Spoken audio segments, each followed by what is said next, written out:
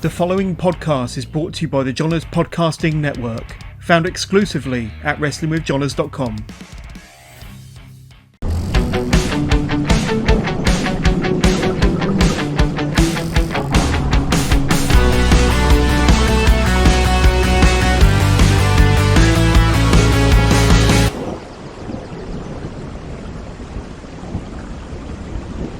Welcome to another episode of Wrestling with Johners, part of the Johners Podcasting Network, and I'm joined by a brilliant guest for this weekday evening, none other than 7 times former world champion, trainer to the past, present, and the future, Marty Jones. Marty, great to have you on the show. How are you doing today, my friend?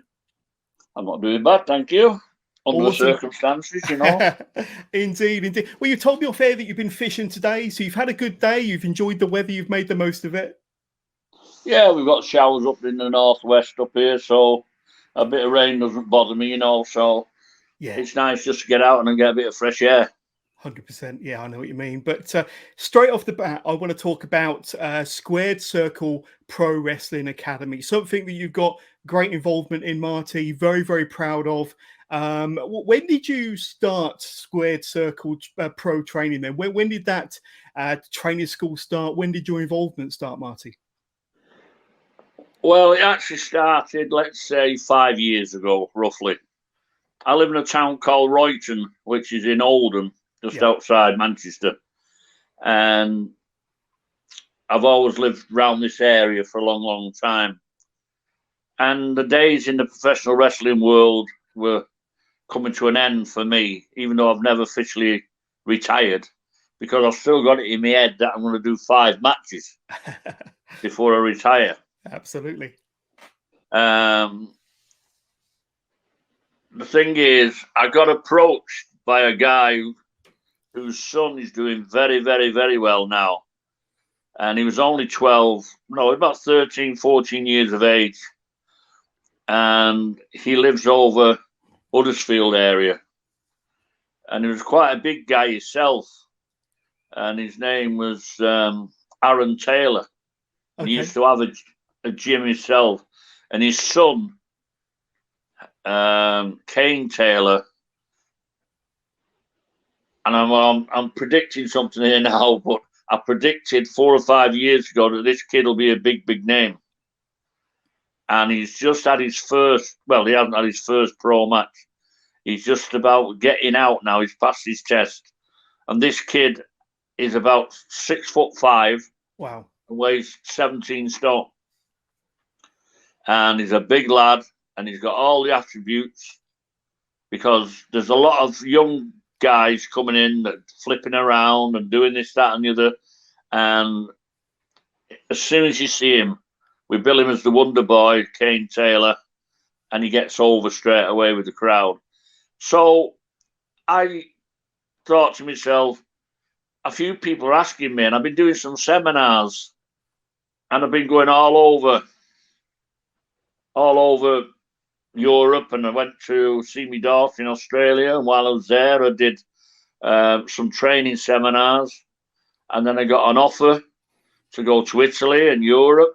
And with that, I thought, hang on a minute, I could be doing this in my own country, you know. Yeah, absolutely. And all I'm doing, and I'll be honest with you, is I had some fantastic trainers when I started my Olympic amateur wrestling, and then I went into the professional game. And then I did my travels. I was very fortunate. I was only in the business 6 months, and I got asked to go to Mexico. And it was a huge honour to get asked. And also, I think it's because I had a good trainer and mentor myself, and his name was Billy Robinson.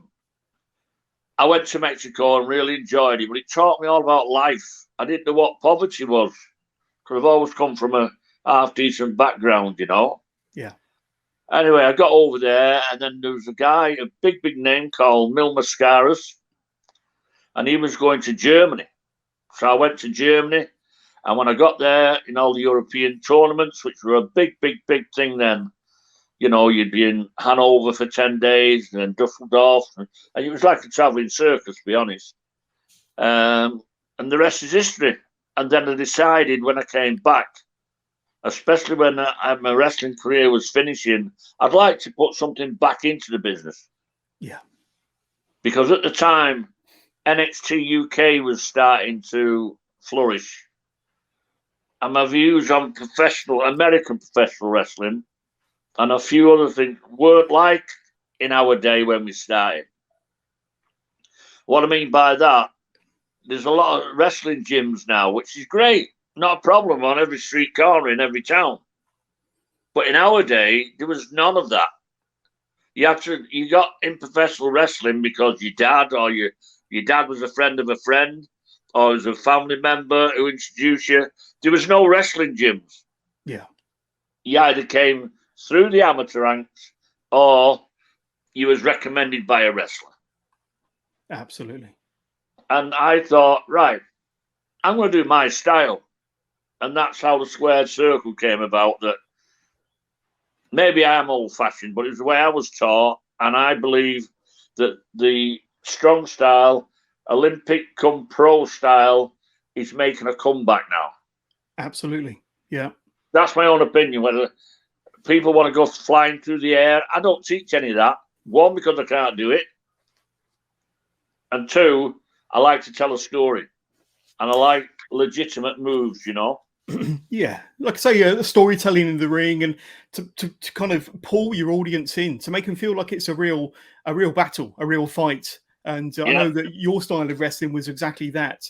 But with Squared Circle Pro Wrestling Academy, you've had some names come out of there. I mean, just look at the poster I've put up on the screen there: Sam Gradwell, Saxton Huxley, Ridge Holland, all performing under the WWE banner. The first two under WWE NXT UK, and of course Ridge Holland performing on SmackDown, and recently made his WrestleMania debut. So with stars coming out of your academy like that, you must be really, really proud of the involvement you've had with these individuals in their career and how you've helped them develop to where they are now then, Marty.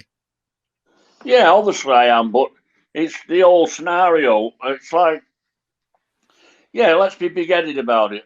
There's a lot of female talent out there that they're awesome. Yeah. In our day, you know, it was like you had Klondike Kate and Mitch Mueller, and the list was endless. But it was always looked as though women wrestlers shouldn't be, women shouldn't be in wrestling. But I look at SmackDown and Raw and things like that now. The women are better than the fellas. I would say so. Yeah. That's my own personal view. Yeah. I mean, charisma, and when that Charlotte Flair walks down that ramp and she's got them gowns on, you know she's invested and she's a hell of a worker. I'm sorry to hear all this about Naomi and all this, but that's I think Sasha Banks. Yeah. She's tremendous. Yeah, 100%. But in this country, the list is endless. And if I said, yeah, I'm going to be big-headed now, I've had 14 female talents come through my gym that have got tryouts. Now, that did help because, as you know, with William Regal being my friend and Johnny Moss and things, I only recommend it's up to them whether they do it, and then it's down to the girls. And they've done tremendously well. Yeah. Well, the thing is, go on. It's a sad state of affairs, really, because there's a lot of people out there that don't get tryouts. And I think everybody should, if the coach recommends them, somebody should come and look at them. It's like football. You know, the scout goes out and it goes round to these gyms, goes round to the shows. And if they can see something with these people, just give them a shot. That's what the performance centre's there, as far as I'm concerned. Yeah. Not if your face fits.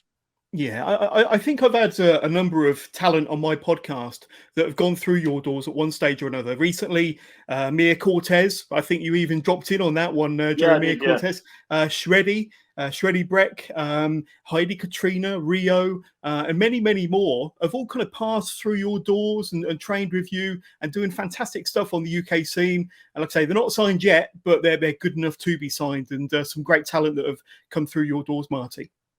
Yeah, and Also, the door's always open. And that's another thing I always find. That there's some great gyms. You know, let's go right down into London. Only the good survive. You've got Ricky Knight's gym there. Yeah. You've got Rampage Brown's gym. There's always these gyms. There's a couple in Scotland. There's a couple in Wales, Britannia, and places like that. Have a look who the head coach is and have a look and see what they've done. And it'll soon come apparent how many people will give you a call and want to come and train with you. In other words, like I said before, Charlotte Flair, she invests in her gear. There's nothing better than knowledge. And if anybody says, like some of these coaches, oh, you're not going to Marty Jones's place, or you're not doing this place, or you're not going here, there, anywhere, bullshit. If you're prepared to get in your car and travel, majority of my girls and guys come from the Midlands. Believe it or not, in my hometown, I've got 2 from my hometown. A lot of them travel to get to, yeah. All the rest travel. And the good thing is, well, it's good or bad, they get to a certain level and they leave you. You don't see him again because I'm on the shows, I've made it. And I'll give you a little instance. Go on. You mentioned Rio, great talent. Yeah. Mayor Cortez, going to be a great talent. 100%, yeah. Right? There's people, Myla Smith, she pays her own fare to come over here and learn. Yeah. And we've got Myla Grace.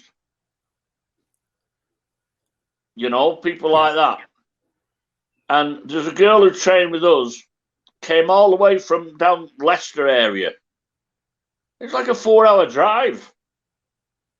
Great girl, great personality. And I saw something in her. Yeah. Do you know where she is at the moment? Go on. Mexico.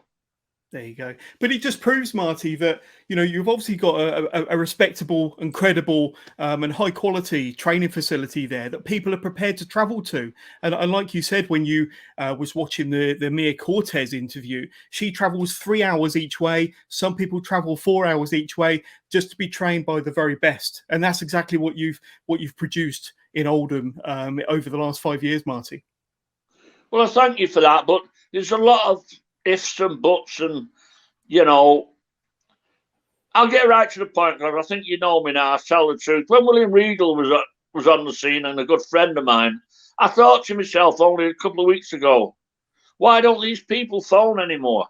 Why don't these people, apart from the wrestling, how you doing? Because I've gone through a bad time the last 3 months, and these are not only trainees or established, they're my friends as well. And the problem that we've got, you can't become too friendly with somebody else. You're doing this, you're doing that, do the other. You don't do this, do that. In our day, there were none of that. Everybody helps everybody. I've had people stop at my house rather than pay for a hotel. Yeah. Because I live alone, so I like the company as well. But all them people I mentioned before, they've got off their arse and done something. And I'm the only inside, I'm proud that they're getting out there and working. But when William Regal was on board, I thought to myself, is it just a coincidence? When Regal left WWE, all these people stopped talking to you, stopped messaging you. Was I just a stepping stone to try and get them a tryout? That's what went through my head.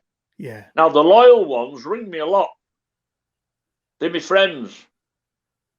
But the thing is, Johnny Moss, one of the coaches, Robbie Brookside, James Mason, Norman Smiley, the list is endless. Johnny Saint is like my brother. I love him to death. Yeah. Right? They're all British. And until they get it in their head that we have got the best coaches, the best facility. I wouldn't say facility, I meant you've got the BT thing, a passport to get there. But just coming to my gym or going to another gym is not going to do it. People, what they're trying to do these days, for me, I think is wrong. They're trying to get on the shows and they think they've made it. That's just one foot through the door. Yeah. But yeah, I am proud and pleased. And we've got some kids there that, you know, wrestling is good for autistic people. You know, and people just want to walk through. Everybody's. In fact, I like new students coming because the class go back to basics. Exactly. Because they feel left out. But I enjoy what I do, and all I'm doing, because we'll get to it in a bit. I've got a bad injury. I just sit down and I talk. I tell them what to do, and when they're good enough, I put them on some shows. And the good thing is, some very, very good, reputable little companies kicking up, and they say, "Oh, where do you train?" Or I'll ring them up. And I think a promoter should ring a trainer and say, "What's this kid like? What's John like?" Yeah. John who? John who does a podcast. Exactly. Oh yeah. Well, I can't wrestle. He's been to my place once. Why? No, he's rung me up asking for some work because he trains at your gym. And there's a lot of people on some shows that aren't ready yet, but they're also taking the place of a good professional. Mm. And I think that trainers, promoters, it'd be nice to all get together sometime and say, like we did in the old days, there was like 10 British champions for different weights in our day. Yeah. And if I wanted to go and work for Dale Martin Promotions, I'd be hired out to them for a week. And one of their guys would come up here for a week. But as far as championships were concerned, they didn't win it Monday and get it back Tuesday and then lose it Wednesday, because the 10 British belts was British champion at lightweight, British championship at flyweight, middleweight, heavy middleweight, super heavyweight, tag teams. The belts meant something. Absolutely. And I'll tell you something else. My pet hate is when somebody gets a belt and throws it in the ring, no respect for it whatsoever. But going back to the squared circle, yeah, I'm proud of it. Yeah, we have knocked a few people out. I hope we can continue doing that.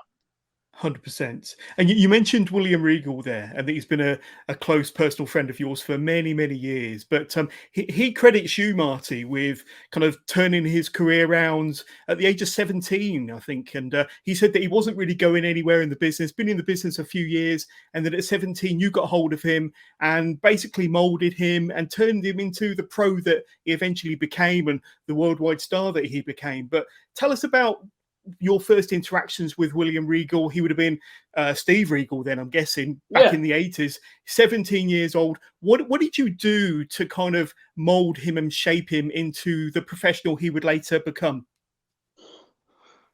Darren, William Regal, yeah, he wanted to be, he lived in Blackpool, the Las Vegas of England. He wanted to be an entertainer. He wanted to be a comedian. He loves his comedy, yeah. He wanted to be Tommy Cooper. And he does know a lot of personal friends with being in Blackpool.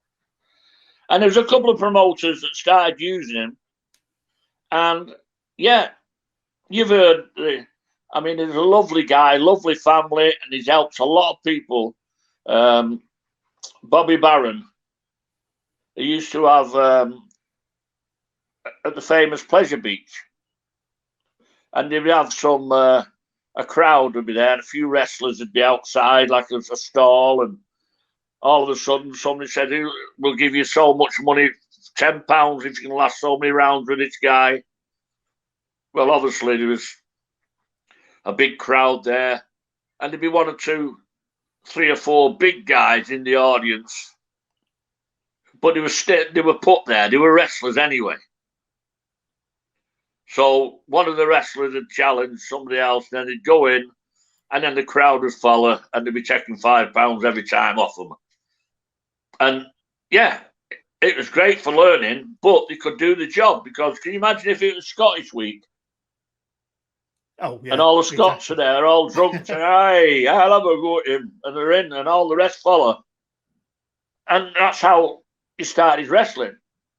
And then Max Crabtree got hold of him, who was a big promoter, Big Daddy's brother. And if I say it myself, he was a good-looking, tall lad, long blonde hair. He was ideal for Big Daddy's tag partner. And that's when I stepped in. He was good for it, but he would have been going nowhere. So I got him to come down. My auntie had an equestrian centre. And in one of the barns was a wrestling ring.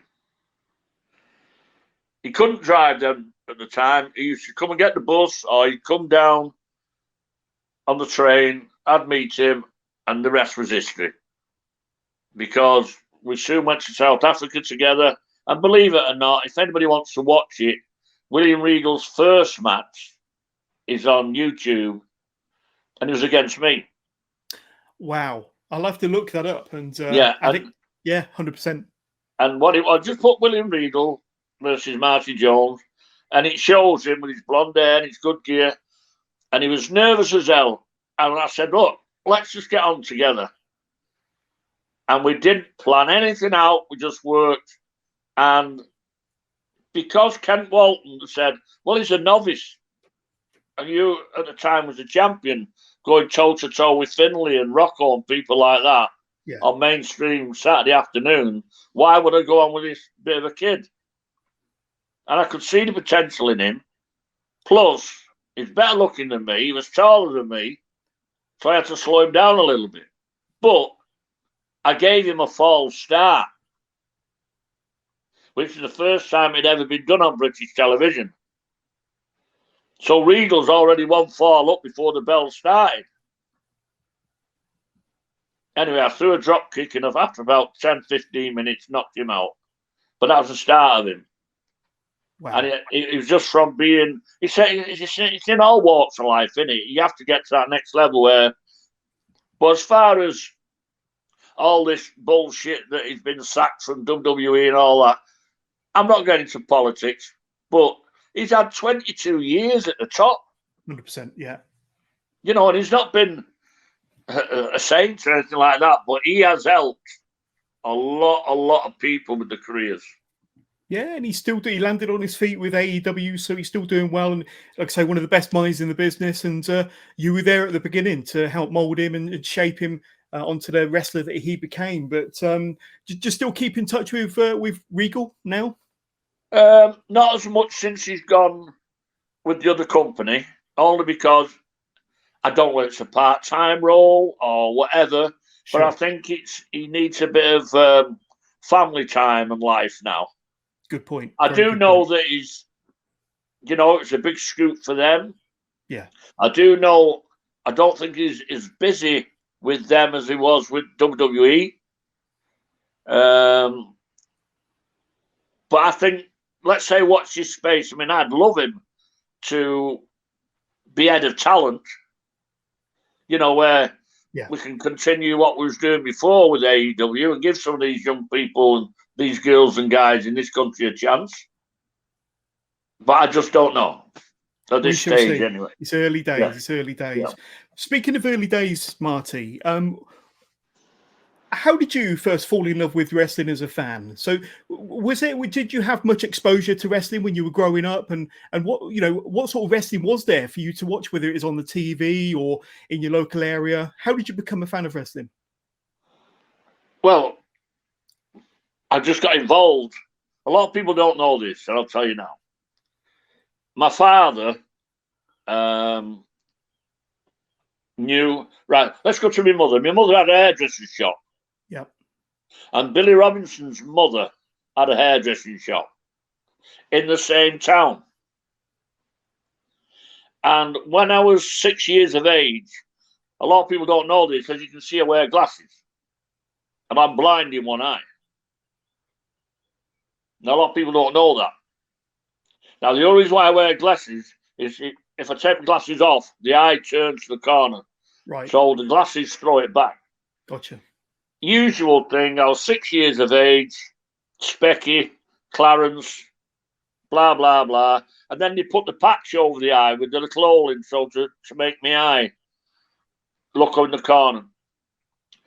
And I had a short fuse, basically. If anybody had a go at me in the playground, my dad then took me to this wrestling boxing gym. Didn't know who Billy Robinson was. Didn't know who anybody was.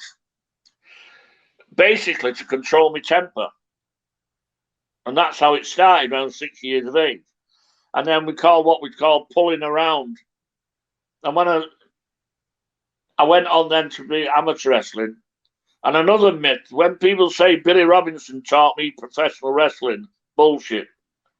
Billy Robinson has never taught anybody professional wrestling. And the reason being, he kept amateur catch wrestling that he was very good at away. If you mention professional wrestling in the gym, he'd throw you out. Yeah. That's the way it was in them days. So I went through and I did my amateur competitions, and then all of a sudden, when I was 17, I think it was the Munich Olympics. We got picked for the team, but only 3 or 4 went because of the funding in them days. It's not like today. So I decided, and I started watching wrestling then. But don't forget, in my day, there was wrestlers as well, and there was some hard men in it. Of course. I'm talking about fairground fighters and things like that, you know. And they all looked the part.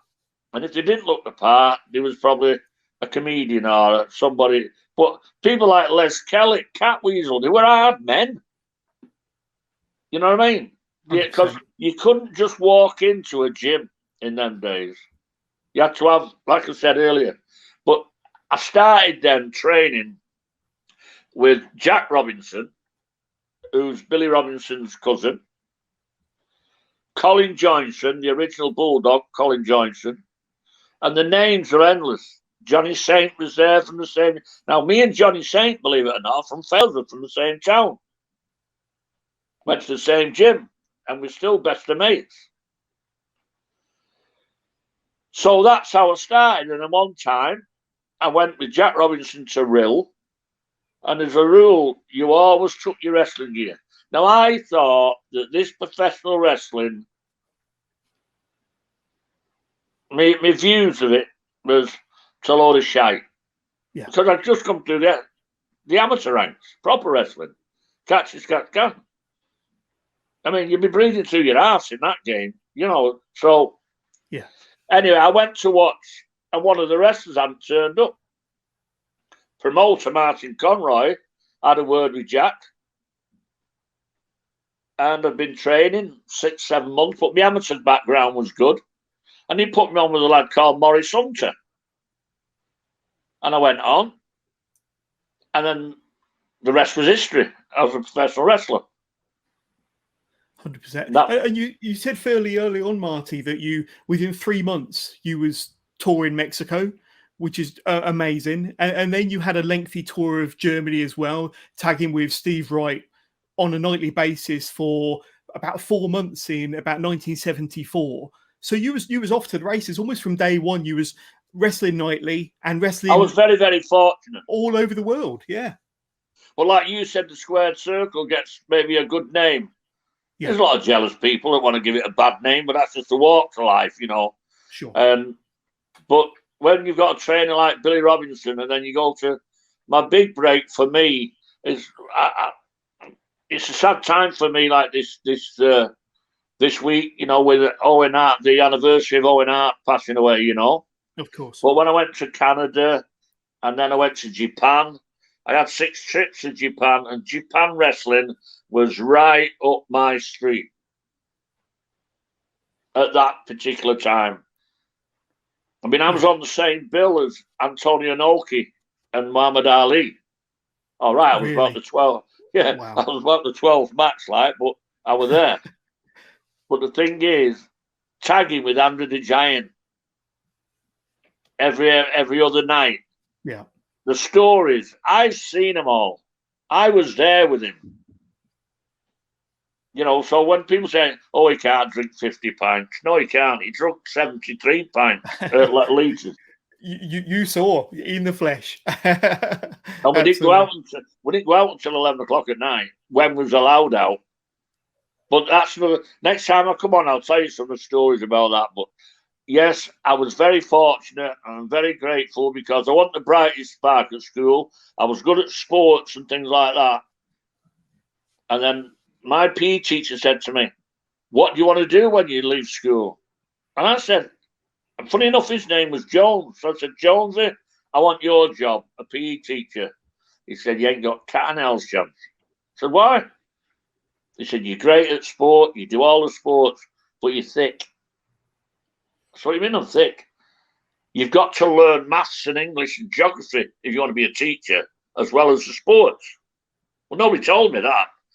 So that year I really tried. There was 26 in our class, and I always came about 19th, 20th. That year, I come second in the class. The headmaster pulled me in and accused me of cheating, copying. So I left school the next year and I started wrestling. Yeah. That was it. And not looked back since. One match in Mexico, Marty, I want to talk to you about. I think it was 1975, and you had a hair versus hair match against Perro Aguayo. So obviously a legendary figure in Mexican wrestling. And I think it was towards the end of your tour in 75. But 77. I think it was 77? My apologies. But I think you've done well. I get to Mexico, and the first thing I remember is stepping off that plane. It was like walking in a sauna. The back of your throat. Oh. Yeah. And then they put me in a taxi that had no doors on it.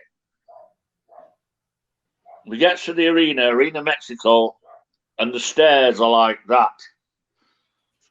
And they had you running up and down the stairs to see whether you can get used to the altitude, you know. It was murder.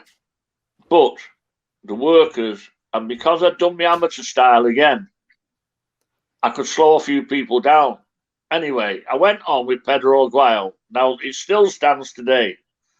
The Arena Mexico, I've still got the poster because when you was a bit bored at night on your own, I made photo albums up. Clips from the newspapers, and I used to write on.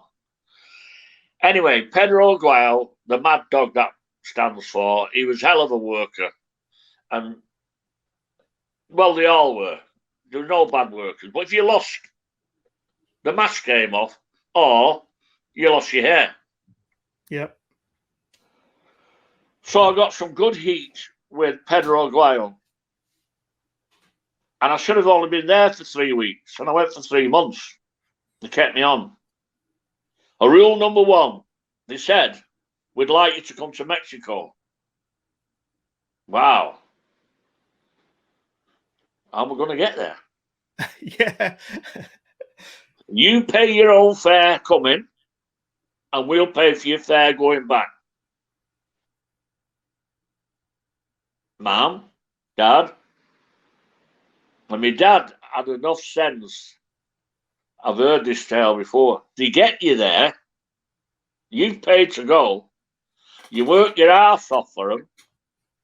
And when they've had enough of you, or when it's time to go back, they just don't give you any work. So you pay your own fare to get back. The best thing I did was, no, you pay for my fare going, and I'll pay for my fare coming back when I've made enough. Anyway, we did a deal, and to this day, right, 77, how many years ago was that? Oh, 35 years ago, I think, or 45 years. 45 years. Yeah. That's right. Pedro Aguayo, we did an hour match draw. And then I did a match with him and beat him. It wasn't a championship, so the hair didn't come off. Now, if I'd have beaten him, now he had long hair. But Pedro saw in me that I could do a series of matches. Now, I tell you to this day, I've got it there in black and white. Hey, and there was a good bill with us as well. There was 7 world championships. Santos, Blue Diamond, Mil Mascaras, all them guys. Not just us. But I was top of the bill with Pedro Aguayo. And I am being big-headed because it was great. Do you know how many people were in there? 33,000. Amazing. Do you know how much money I got? But don't tell the tax man. All them years ago, for as long as it was enough to get home, Marty. For one night's work, I got £998. And that was in them days. And when I came home, my dad took the money off me, £1,000, and put it on a deposit on a house. Can you imagine that? £1,000 44 years ago. What's that worth now? A fair bit. I couldn't work it out. But yeah, I mean, like I say. But when I beat Pedro Aguayo, he ran out the stadium. He should have had his hair cut off. Exactly. But he ran, and it shows very, very clever at the time, jumping in a car, and he went missing. And it was all in the papers. Pedro Aguayo has gone missing. And he was actually wrestling at, say, America or Japan somewhere for a month. So he went missing for a month. And then they picked him up. He's been seen at the airport. And the Mexican says, you've got to wrestle Marty Jones, right? Well, I was beating everybody, Fishman and all the lot. Yeah. And the heat, honestly, was there. And then me and him went on, and I just smashed him to pieces. He gave me everything. He let me do everything. And then he beat me at the end. And I'm there having all my hair cut off. No justice, is there? There's no justice. But I want to skip from Mexico to Japan for a moment then, Marty, because I touched on earlier Germany. And I think in one tour of Germany, you wrestled Tatsumi Fujinami about 20 or 25 times in Germany. Was that your door to getting into New Japan or wrestling over in Japan? Was Fujinami kind of that component that allowed you to tour Japan eventually? I don't think so. I think it was more training with Carl Gotch and Billy Robinson, Carl Gotch, Link again. And in them days, if you'd done the amateur wrestling or the Olympic wrestling, they respected you for it because you came in the right way. But Japanese wrestling was right up my street, even though there was, and we'll touch on it after, you probably know with the news that I haven't had 1, 2, I've had 3 new knees. And I'm telling these people that think wrestling's fixed or whatever, right? Yeah, there's some showmanship in it, but when them Japanese guys kick you, they kick you. Yeah. And a lot of people bottle it, but if you kick them back, they'll respect you. And that's the way it was, and that's why Japanese wrestling, it looked so, it used to look so straight, because it was. Yeah. They defended the job. Strong style. But because Carl Gotch was there and, and he had his boys and we was with all the, I'll never forget when I went into the office to say goodbye and he said, would you like to stop for another 10 days? Yeah, why? I was single. I wasn't, Yeah. Well, he said, well, we've got the first ever American tour coming in. And it was a big thing because America was all razzmatazz. Japanese wrestling, never heard of. Anyway, they picked a good team because Andrew was already there. Of course. I was already there. Jake Roberts was already there, but Jake went home. Steve Wright was there, but he went home. So I said, right, I'm going to seize this opportunity, and I stayed. And on the American team was Tony Gurria, Bob Bocklund, Chief White Cloud, I think he was called, something like that. Nikolai Volkov. Yeah. There was a right good team. And every one of them could wrestle, but they were showmen as well.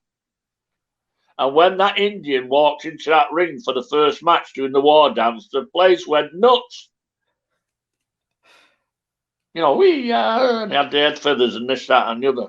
Yeah. And this is the punchline. The biggest regret of my life, Because I actually thought all that American wrestling was a load of crap. Yeah. In them days. There's not many Brits went. Tony Charles went over there. Fantastic wrestler. Right? Judo Ali's, all them people just starting to get into America.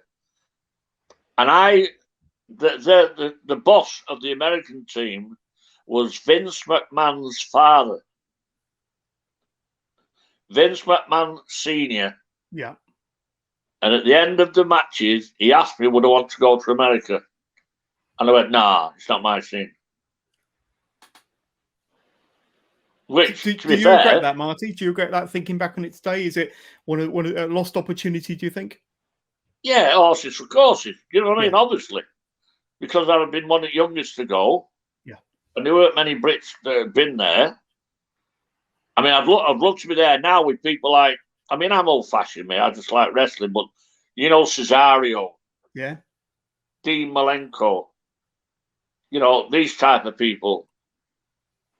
The Miz, everybody loves working with the Miz because he can work. 100%. Yeah. You know, in other words, that was my style. Yeah, it was a regret.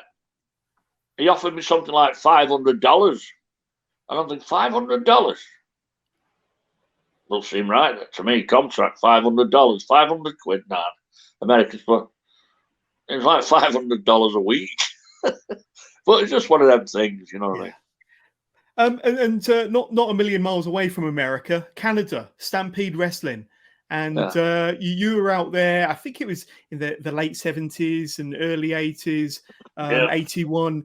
And obviously that era of Stampede Wrestling is renowned for, you know, bringing to life the Hart family and Owen Hart, Bret Hart, Bruce Hart, you know, Stu Hart was still around, and Dynamite Kid and all the others. And you were out there for a period of time. What was that like? And like I say, so many amazing young talents coming through at that time, and you were there sharing that experience with them. Can you remember much about your Stampede days? Oh, you can't forget them. It was an honour to be asked. But don't forget, the Wigan lad, John Foley, was there as Dynamite Kid's manager. Yeah. And there again, it was a highlight of my career because I was a little bit older than some of them, but I wrestled Bret and I wrestled them. And when you wrestle for the Stampede, that was unbelievable. Hard work sometimes. You used to go on the loop where you got to wait in a car and you did thousands and thousands and thousands of miles all the way around Canada.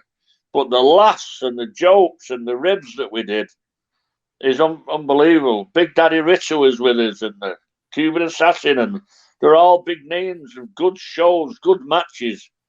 And you can't take it away from the Hart family. I mean, you know, some of the tales there.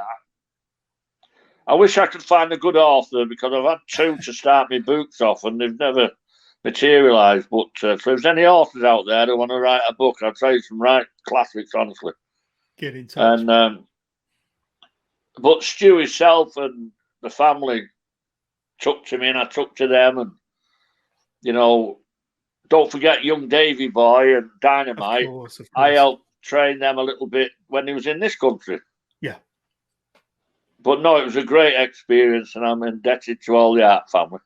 Yeah.